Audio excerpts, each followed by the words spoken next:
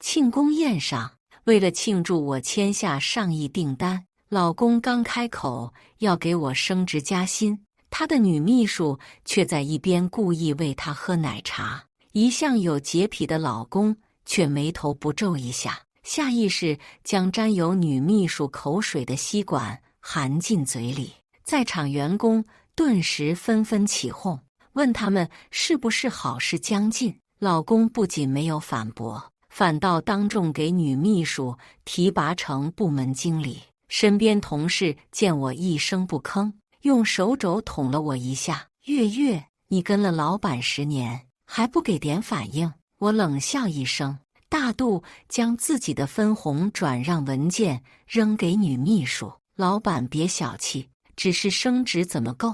这些分红就当做我给你们的份子钱了。亲情长相守，真情在人间。大家好，我是秋兰，欢迎观看《真情人间》。月月，我说你怎么一早打印分红转让协议？原来在这藏着呢。不愧是跟了副总多年的老人，消息就是灵通啊。包厢里所有人齐刷刷看向我，随后卯着劲鼓掌，大声起哄。现场气氛被烘托得十分火热，似乎这里就是傅景川和郝媛媛的婚礼现场。傅景川却不满看我，唇角抿成一条线，怎么都笑不出来。我只觉得讽刺。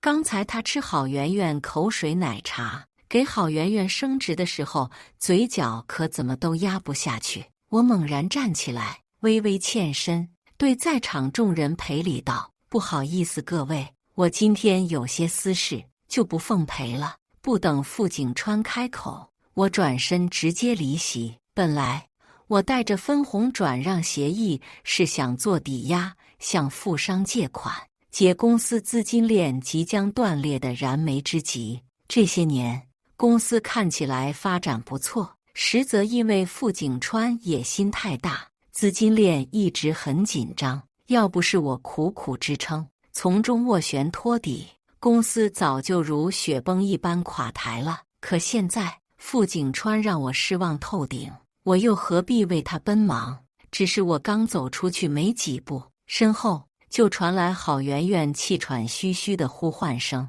林月姐，等等，你的分红转让协议还没拿走呢。”我知道她肯定没安好心，脚步更快了，一只手死死箍住我的手腕，如烙铁般让我动弹不得。是傅景川，他皱眉沉声道：“媛媛叫你停下，你没长耳朵吗？”我脚步一顿，郝媛媛趁机追了上来，吐了吐舌头，满脸歉意道：“林月姐，我不是故意抢你风头的，只是我觉得那奶茶好喝，想给景川哥尝尝。”随即作秀般抓着我的手，把分红转让协议塞进我的手心。“你千万别赌气，这么贵重的东西，你快拿回去。”我抬手想把协议推回去，他却神情慌乱，以为我真要收回，死死攥着协议的手往回抽。下一秒，他脸色苍白，佝偻着背，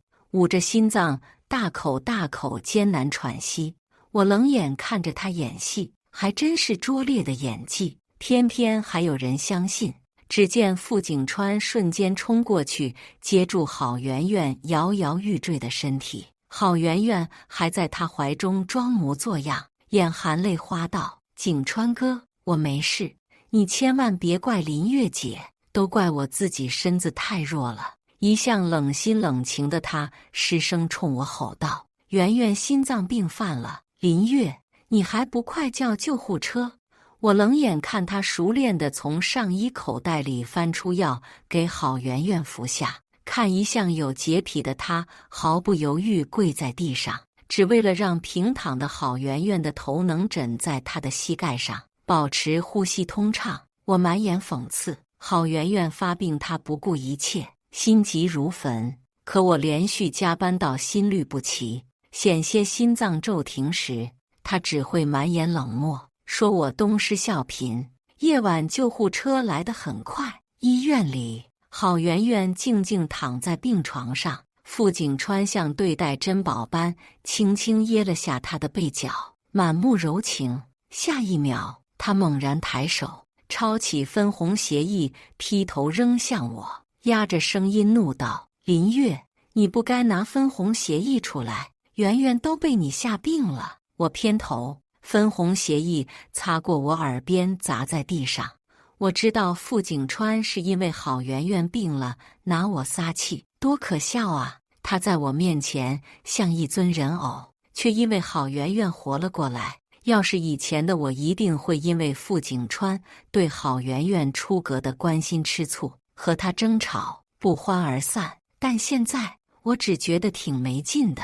我嗯了一声，全当回应。傅景川剑眉微挑，有些诧异。半晌，他摩挲了一下指尖，将分红协议重新递给我，破天荒解释道：“不过一口奶茶而已，我要是当众拒绝，他有心脏病，承受不了。以后别再随便拿这个出来开玩笑。”下不为例。他长身玉立，一身金贵，仿佛原谅我是恩赐一样。我知道这是傅景川给我的台阶，可这次我不想再向他妥协了。我淡淡道：“还有事吗？”“没事，我就走了。”傅景川看我良久，半晌，他沉声道：“我多给你转点钱，你去买蛋糕吃吧。”说着，他拿起手机操作起来。下一秒，我就收到了亲属卡额度上调到220元的消息。这么多年，傅景川怕我拜金，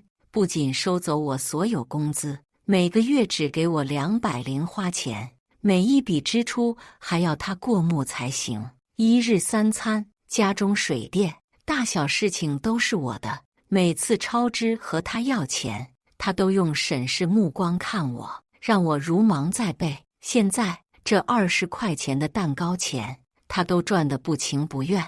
可是郝圆圆只是向他撒撒娇，他就豪爽拿出一张银行卡随他刷。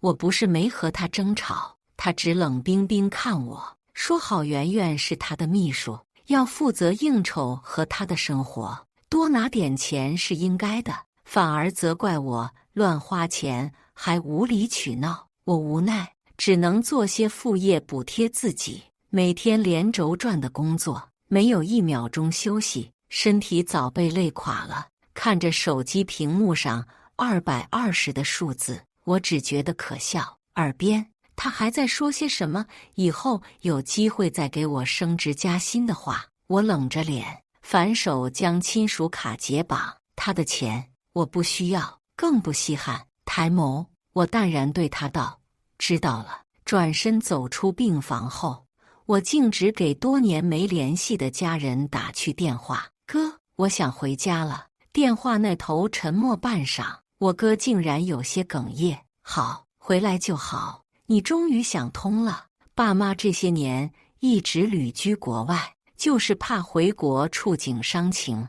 你先去找他们吧。当年我们家人都说傅景川家境太差，怕我吃苦，所以不同意我们在一起。我因此和家人决裂，不敢打电话联系。电话中，我哥告诉我一个惊天秘密：家里人怕我真的跟着傅景川吃苦，一直在默默投资公司。这次公司上市，他们是最大的投资人。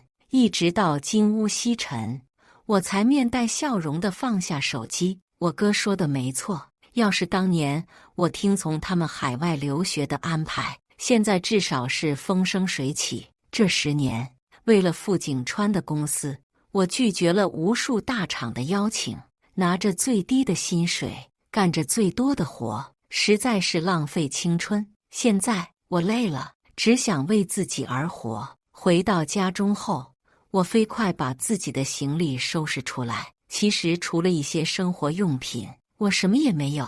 在这个家，宛如过客。家里的贵重物品都被傅景川上锁了，上到装产权的保险箱，下到他装西服手表的衣柜，防贼似的防着我。我的衣柜里，一个压在最底层的棕色手提包引起我的注意，连防尘袋都没打开。这包是我和傅景川创业初期买的，那时候我们赚了不少钱，我一时激动，就买了这个包犒赏自己。小众品牌，2、3千元左右，可还没提出去几次，傅景川就说我这样是爱慕虚荣，对公司发展不利，他不喜欢。从此我再也没有提过包，转而提着帆布袋上下班。在我心里，他的命令就像是无形的锁。可现在，我再也不会把他的话奉为圣旨了。我把包拿出来，提在手上，在镜子面前左右照了照。我甚至换下工作装，穿上自己压箱底的连衣裙进行搭配，还是当年的款式，当年的衣服。我却没有当初拿到这个包时那样雀跃欣喜的心情了，就像我和傅景川一样，再也回不去从前了。我有些索然无味地将包放回原位，再抬头才发现手机上的时间已是凌晨。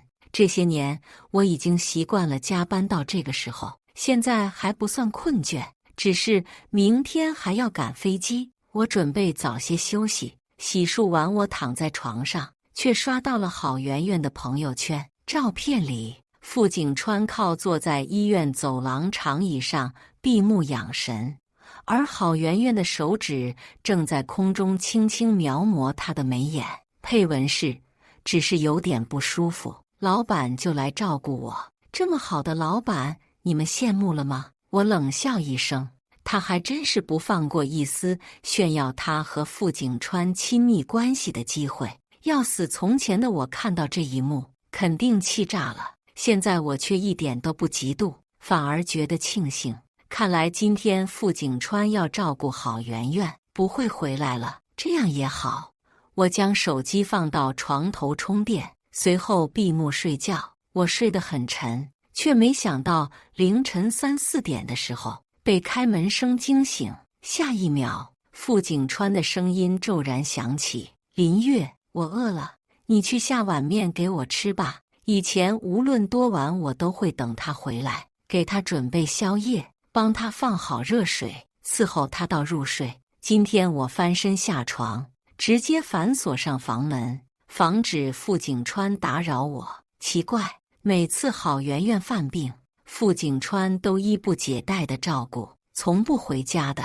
第一次他夜不归宿时，我还以为他出了意外，无比焦急，找警察一查定位，才发现他在郝媛媛家修理水管，亲力亲为地帮郝媛媛做大扫除。那时他皱眉说我控制欲太强，不信任他。回神，傅景川正在敲门，他疑惑道：“林月，你今天怎么锁门了？你没等我，自己就睡了。”我听出他平淡语气中的不敢置信，却深觉讽刺。以前他觉得我半夜等他，是因为没用心上班，所以半夜睡不着，冷声让我把心思放在工作上，把情情爱爱放下。现在我不理他了，他却又不高兴，真难伺候。我翻了个身，皱眉将被子蒙过头。傅景川还在敲门，语气软化几分，竟然说了几句好话。我知道你还在生气，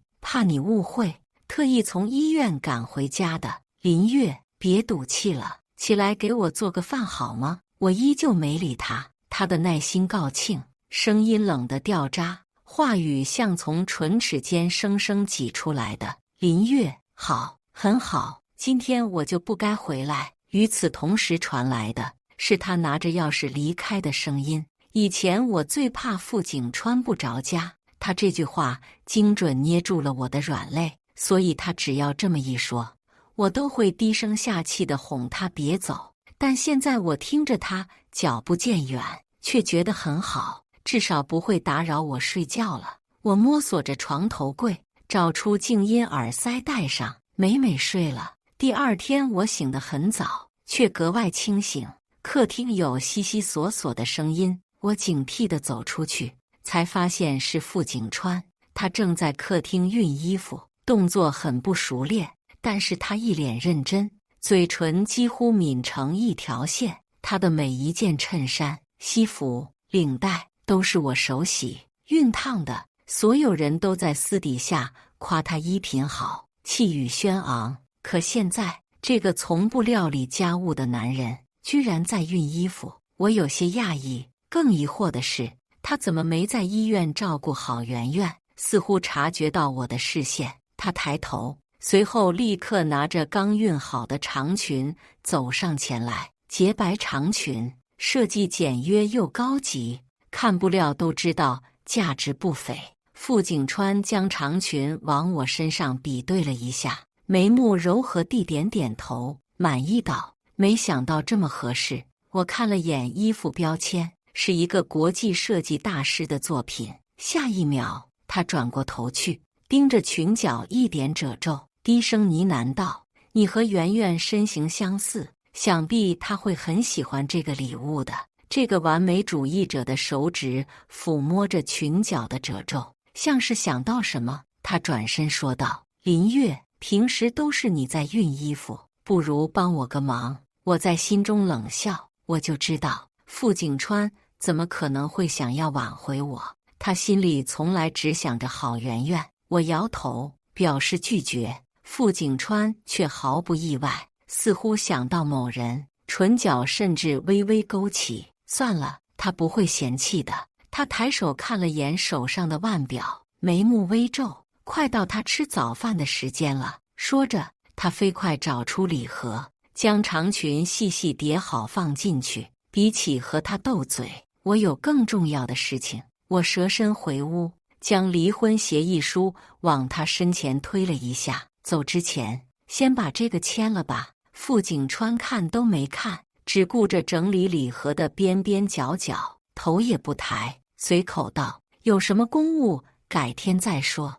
我还要去医院照顾圆圆，很忙。”我坚定拦住他，拿起离婚协议书递向他：“用不了你1分钟时间。”傅景川微微皱眉，这才看了眼我手中的东西。下一秒，他瞳孔骤然一缩，但很快，他似乎想到什么，眉间染上不耐烦，厉声道：“林月，你到底想干什么？昨晚不理我，今天还要闹离婚，就因为我喝了一口奶茶。你有必要这么斤斤计较吗？一把岁数了，非要和一个小姑娘过不去。”这应该是这些年里傅景川在我面前最愤怒的一次。要是从前，我是一句都不敢和他呛的，低声下气把他哄得服服帖帖。现在的我摇头，继续把离婚协议书往他身前递，坚定道：“离婚吧，你也好给郝圆圆一个名分，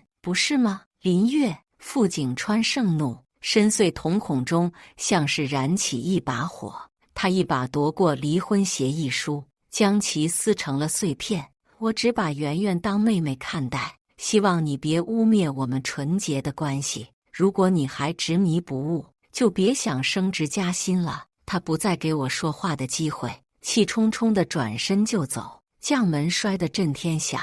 我有些不耐烦地啧了一声。既然这样，我还是先把辞呈交上去吧。我打开手机，无数消息弹了出来。经理，你周六竟然不加班吗？怎么这个点了你还没来？稀奇呀，月月，我怎么在工位上没看见你呀？拼命13娘不拼了。我没回他们，我先把辞呈递交给了人事部，随后找律师公证了分红转移的协议。我说到做到，把股份送给郝圆圆当做新婚礼物，绝不食言。谁知没过多久，办公软件直接弹出来辞呈被驳回的消息。我打过去询问，人事部只为难道：“林经理，是副总驳回的，我们也没办法，这是副总发的定位，让你有事去这里找他。”果不其然，正是他和郝圆圆常去的那家酒店。等我赶到时，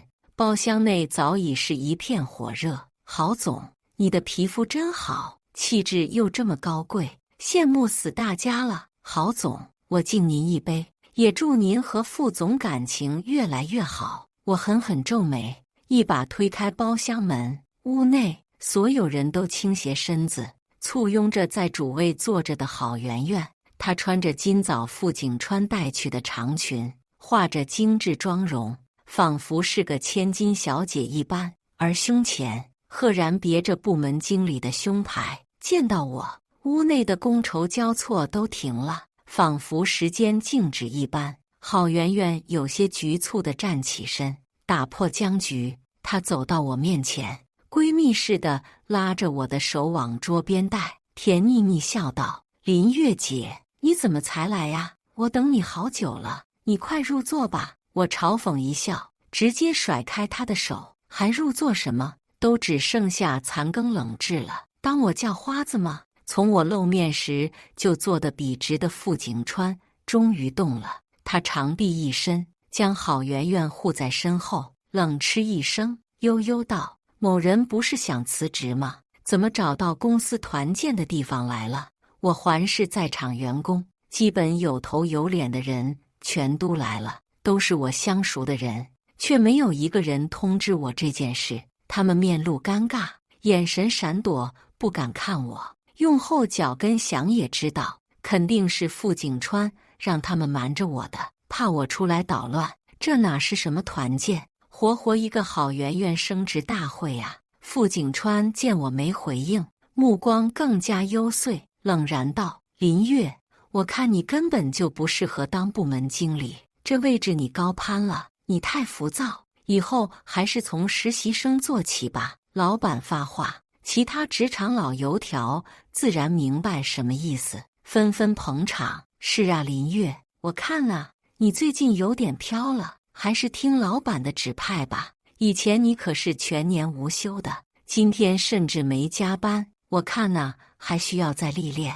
傅景川身后，郝媛媛挑眉看我，唇角止不住的上扬，满眼得意。他得了便宜还卖乖，轻轻扯着傅景川的衣袖，劝道：“景川哥别这样，我才进公司半年，和林月姐一个级别，已经是我高攀了。林月姐毕竟待在公司这么多年，没有功劳也有苦劳啊。”傅景川剑眉微皱，意有所指道：“你是凭自己的实力升职的，某人倒是倚老卖老，资历久就能升职的话，这个总裁他来当啊。”我嘲讽一笑，当初创业时我恋爱脑大发，生怕他勒着自己什么脏活累活都自己干，让他安安心心做管理就好。这么多年，我兢兢业业为公司创造价值，傅景川却将我贬到泥里，仿佛我一文不值。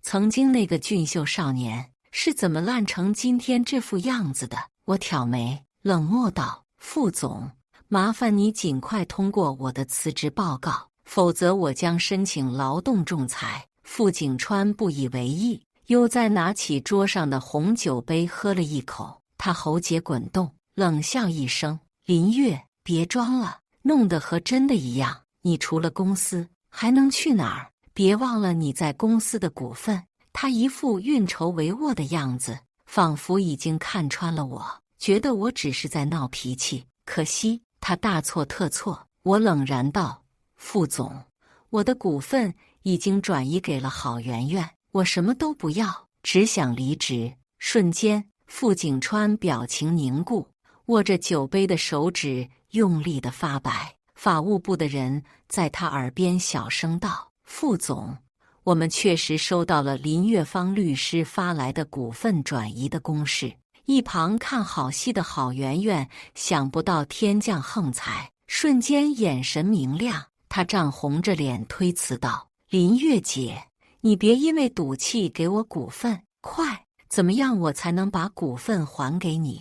我差点被他这拙劣的表演逗笑了。傅景川眉间折痕越来越深，露出了一种迷惘的表情，仿佛遇见了一道无解的难题。他似乎才意识到，我这次是真的铁了心要走。想通这点的瞬间，他慌了。他勉强维持住自己外表的冷静，随后循循善诱，又给我画起了大饼：“林月，我们公司就要上市了，你要是听话懂事，用不了多久我就给你升职。你以前说的那件事，我也答应你。”我觉得可笑，到现在他连官宣这2个字都说不出口，还是含糊其辞。我被他画的饼一直吊了10年，渴望有一天他能回应我的深爱。这次我真的不奉陪了。我嗤笑一声，上士傅景川，做你的春秋大梦吧。傅景川凝眉，刚要开口，突然郝媛媛在他耳边耳语了一句什么，他面露惊讶，随后冷冷对我道：贵客马上就要来这了，我没空和你斗嘴。说着，他命人再开了一个包间，任由郝媛媛为他整理衣服。我在一旁好整以暇地看好戏，说：曹操道。不一会儿，一个西装革履的青年走了进来，身后跟着不少保镖。傅景川弯腰伸出手和青年鞠躬，脸上竟然露出类似谄媚的表情。林总，您怎么来这了？我还特地在公司为您举办了接风宴呢。我哥一把甩开他的手，满是嫌恶的用手帕擦了擦，冷然道：我这次来是想告诉你们，我们林氏要撤资了。傅景川深深皱眉，勉强控制住自己的表情。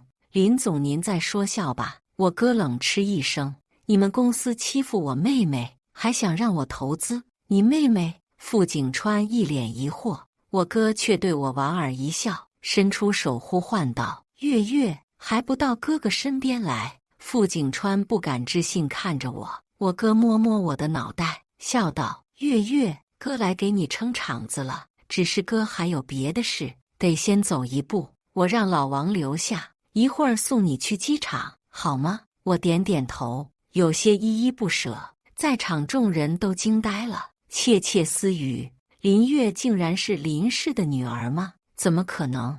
她平时都只提帆布袋上班的。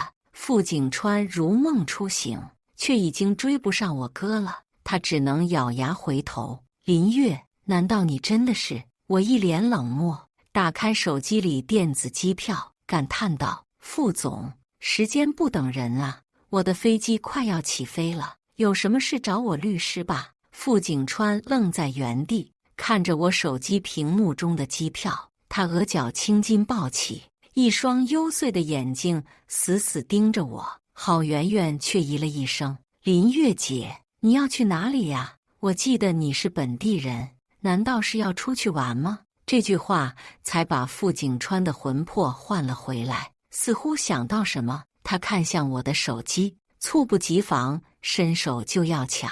我将手机抱在怀里，问道：哎，陆总，你怎么抢别人东西？傅景川似乎也察觉到自己举止不妥，眼神有些飘忽，但嘴上笃定道：你遮遮掩掩不给我手机，不就是怕我知道机票是假的吗？林月，你别装了，你就是个孤儿，能去哪里？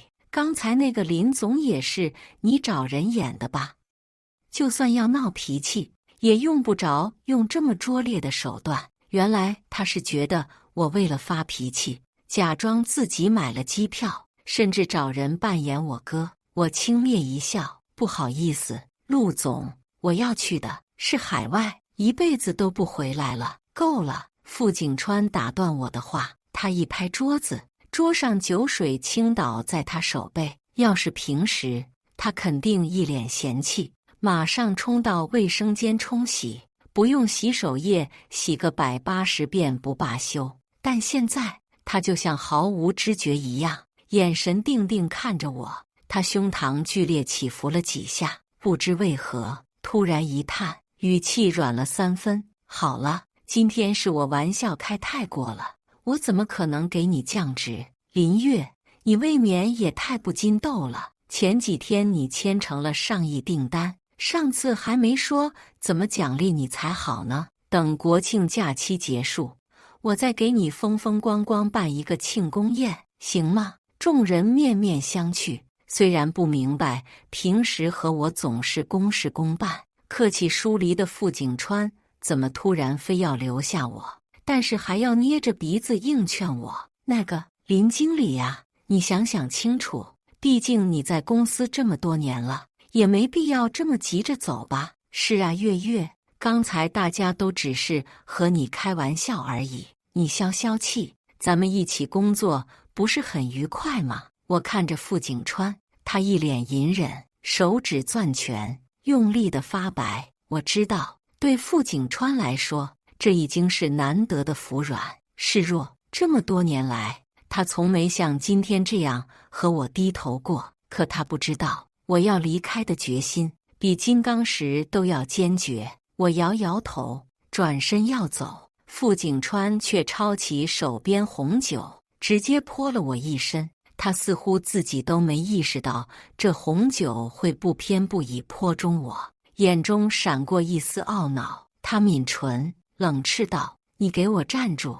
不好好说清楚，你别想走！”冰冷的酒水兜头浇下，我眨了眨眼，然后一抹脸。以前我怎么没看出来傅景川是个这么暴躁的性格？郝媛媛惊呼一声，拿着桌上的湿巾就凑过来装好人。林月姐，你没事吧？景川哥嘴硬心软，舍不得你这个人才这么冲动的，你就和他服软，道个歉吧，给他道歉，做梦去吧。我心中不停冷笑。我看了眼郝媛媛拿来给我擦身的湿巾，上面全是菜汁，我这身衣服看来是完全要不得了。瞬间，我额头青筋站起，脑袋一片嗡鸣。我这是倒了8辈子的霉了。遇见这2个怪胎，尤其是傅景川，他眼睛瞎了吗？怎么看上郝媛媛这么一个绿茶？我直接推开郝媛媛，嘲讽般看向傅景川：“怎么，傅总不会玩不起吧？员工离职都不行。”郝媛媛被我这一推踉跄2步。要是以往，傅景川肯定急切地扶住他，再小声安慰一番。但现在他只顾着盯着我了。郝媛媛咬唇，不甘心地往后一仰，后腰直直撞在桌沿。他吃痛喊了一声，一屁股坐在地上。傅景川这才回神，下一秒，他一个巴掌打在我的脸上。这一巴掌，他并未留情，我的脸颊迅速红肿发麻。我舔舐着被牙齿撞破的口腔内壁，丝丝缕缕的甜腥味在舌尖弥漫。而傅景川打完我就去关心郝媛媛了。他柔声问郝媛媛怎么样，郝媛媛满眼得意，躺在傅景川怀里卖惨：“没事的，景川哥，都怪我自己不小心，被地毯绊了一下摔倒了，和林月姐没关系，你千万别错怪她。”我再也控制不住心中的愤怒，之前装模作样的敬语都懒得说。我冷声道：“傅景川，你眼瞎呀？他碰瓷你都看不出来，像你这样的领导，狗才跟你呢。”傅景川并不觉得自己有错，他满眼厌恶：“林月，媛媛心善，你就想借坡下驴，休想！我告诉你，你今天不和媛媛道歉，我就和你没完！”我哦了一声，问他怎么个没完法。顿时他怒火中烧，似乎忘了周围还有一堆围观的员工呢，沉声威胁我：“如果你不道歉，我就和你离婚。”瞬间，在场众人全都懵了，窃窃私语起来。傅总和林月居然是夫妻关系，这谁看得出来呀？我从没看他们戴戒指啊，还以为都未婚呢。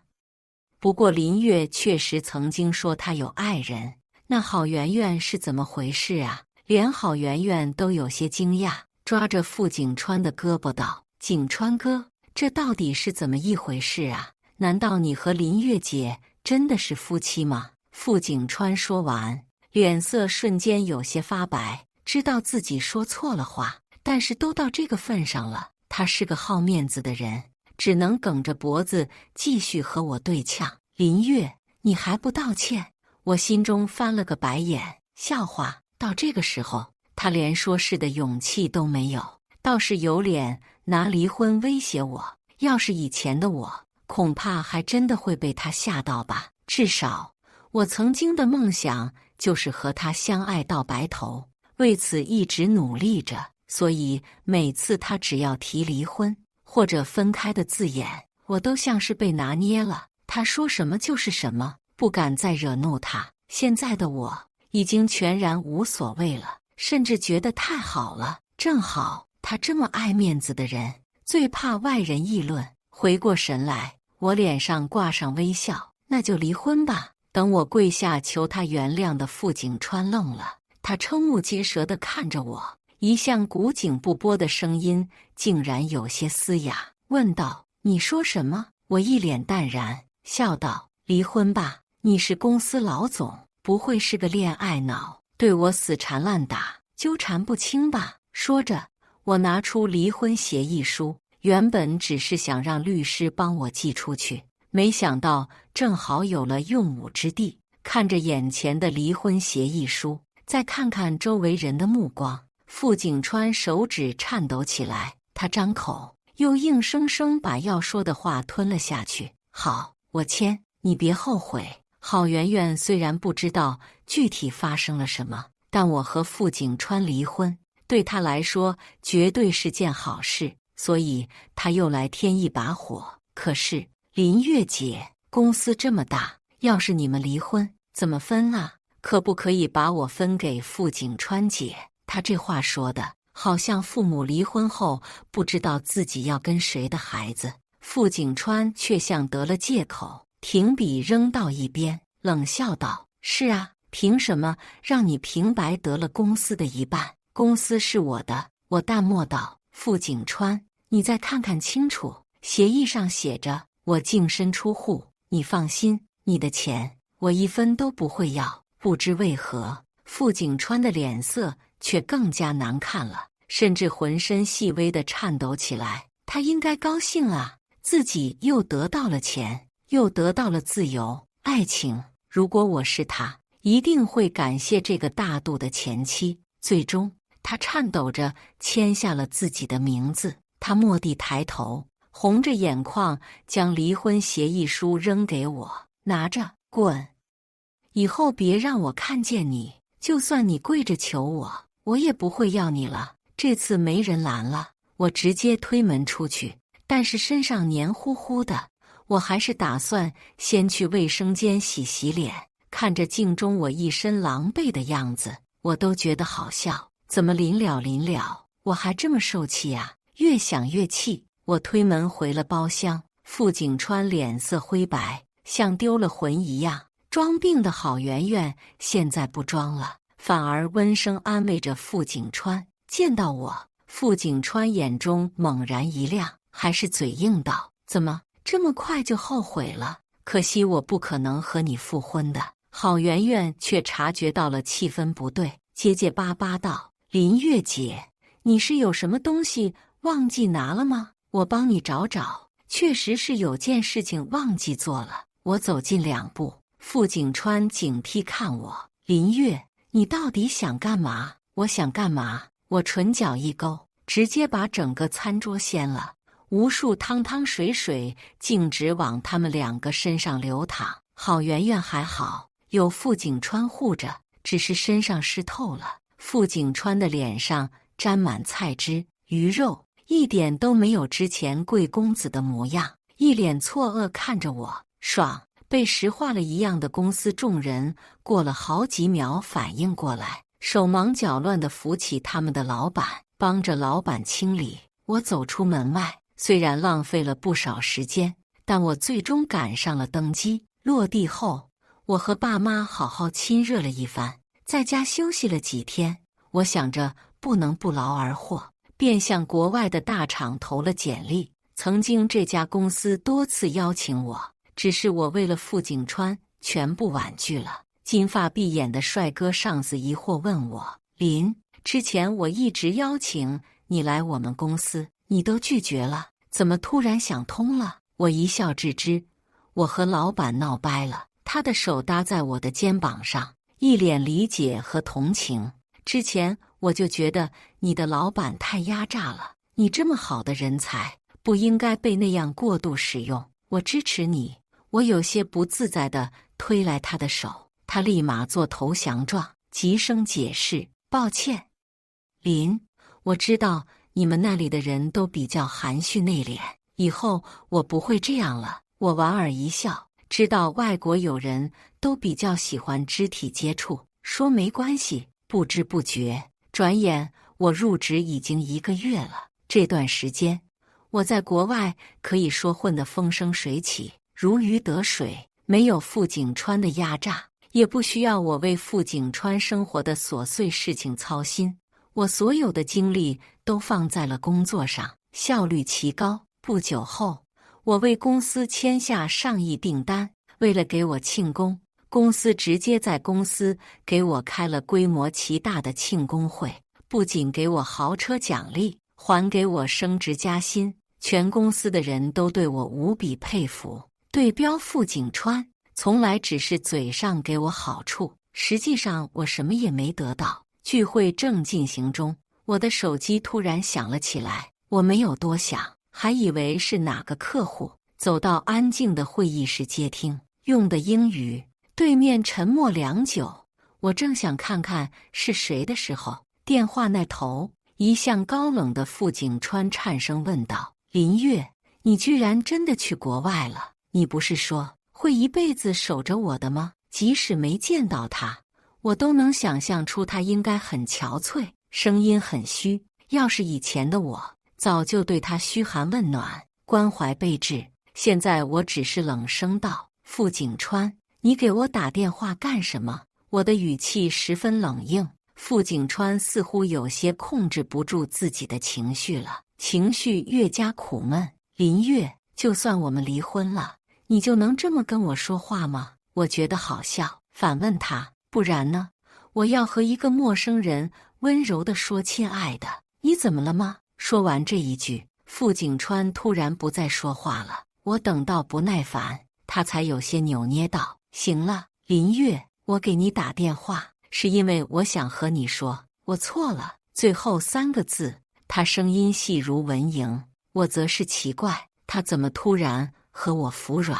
这么想，我也这么问出口了。他立刻辩驳道：“因为我爱你呀。对不起，之前是我没有在意你的心情，以后不会了。说实话，我们公司的资金链好像出了一点小问题，原来这才是真实目的呀。”我讽刺一笑，故作疑惑道：“怎么会呢？有郝媛媛这个天才在，公司怎么会出问题？”傅景川被我挤兑的差点背过气去。林月，你就别说风凉话了，公司和我们的孩子有什么区别？是，我知道，媛媛她能力没你出众，公司确实离不开你。我不是和你道歉了吗？你还想怎么样？你让你哥重新投资吧，公司真的快撑不住了。这就是傅景川和我道歉的态度，还是那么高高在上。他以为自己还是曾经那个我爱入骨髓的少年吗？我冷声道：“傅景川，我和你在法律上就是陌生人，都是成年人了，别纠缠了。”说完，我挂断电话。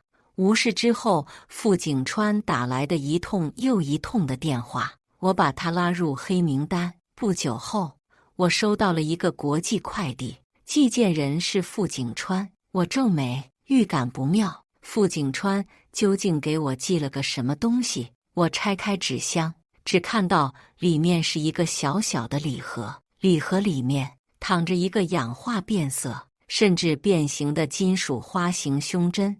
我呆呆看着这枚看起来就年代很久的胸针，仿佛被硬生生拉扯到了数年以前。当年我和傅景川刚刚毕业，我前去一个大厂面试，但是那时候我也比较窘迫，只能穿着被洗得发白的衬衫。得知这件事后，隔天傅景川在和我约会的时候，献宝似的捧上了这个胸针。在当时，这个胸针500块，是拿了傅景川全身的积蓄，甚至卖了一次血才凑够的。那时我吻着他手臂上的针孔，让眼泪肆意流淌，哭着说以后一定让他过上好日子，一辈子只守着他一个人。多年以来，我一直保存着这个胸针，是他陪我度过了艰难岁月。搬到新家后，我一直以为傅景川把它扔了，为此还和他大吵一架，却没想到还能有再见的一天。我的心跳仿佛都变得缓慢了一些，闷闷的。我知道这是傅景川想逼我回去，故意使用的计策，可是他不知道的是，当爱已经逝去，徒留这些没有生命的东西，又有什么意义？我一把火将胸针烧掉，就当祭奠我死去的爱情。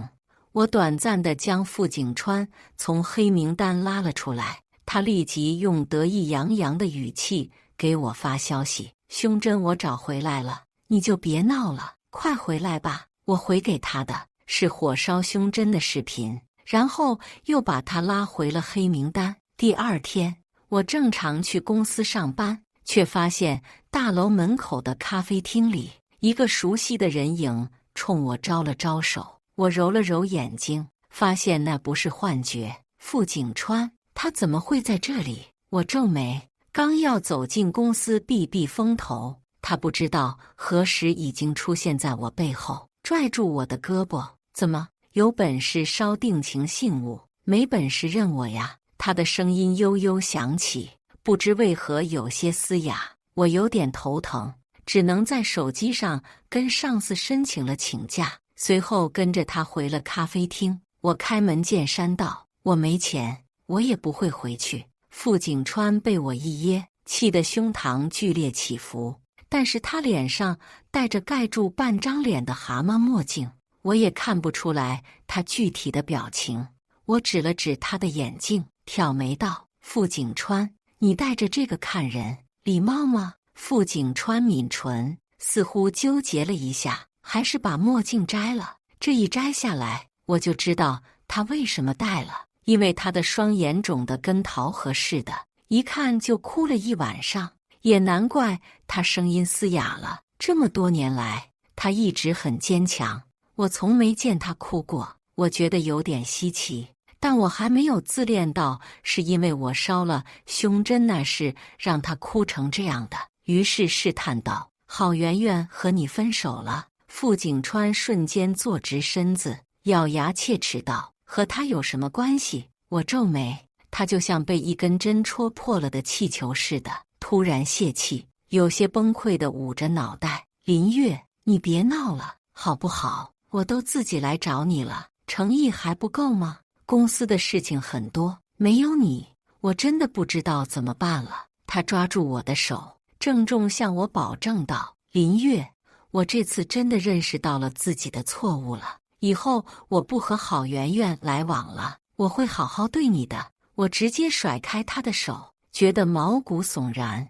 为了骗我回去给他收拾烂摊子，他是真的什么办法都用了。只是我知道，能让他被逼成这样，公司多半垮得差不多了。我不可能回去。我冷声道：傅景川，你说的好好对我，就是让我帮你还破产公司的债务是吧？傅景川瞪圆了眼睛：你胡说什么？公司还没破产，还好好的呢，我让媛媛帮我盯着呢。他刚说完，自己放在桌上的手机就响了起来，是财务部打来的。他皱眉，似乎不想接听。我帮他滑动接听键，电话那头，财务部的人满是惊慌道：陆总，今天又有客户来讨债了，公司账上实在没钱了，很多货款没回流，资金链彻底卡死了，咱们可能要宣告破产了。傅景川猛地站起身，目眦欲裂，嘶吼道：怎么可能？我不是让媛媛帮我看一天而已吗？怎么就破产了？财务也是一肚子的苦水。郝总他一接管公司，就把账上的钱都转走了，现在根本找不到他在哪里。傅景川浑身一颤，他捂着脑袋，似乎有些站不稳，颓然坐回了位置。我嘲讽道：你还真敢让郝媛媛那个草包帮你看着公司啊？傅景川毫无反应，显然已经失去了思考能力，被巨大的变故吓傻了。过了半晌，他才颤颤巍巍拿起手机，疯狂联系郝媛媛。当然，他打不通任何一通电话，他的脸色极其难看，比重症监护室里的病人还要惨淡。我看了眼手上腕表，发现不知不觉都到中午时间了，于是站起身来，整理了一下衣服。我劝你快点回去吧，在我这里浪费时间，对拯救你的公司毫无用处。转身瞬间，傅景川一只手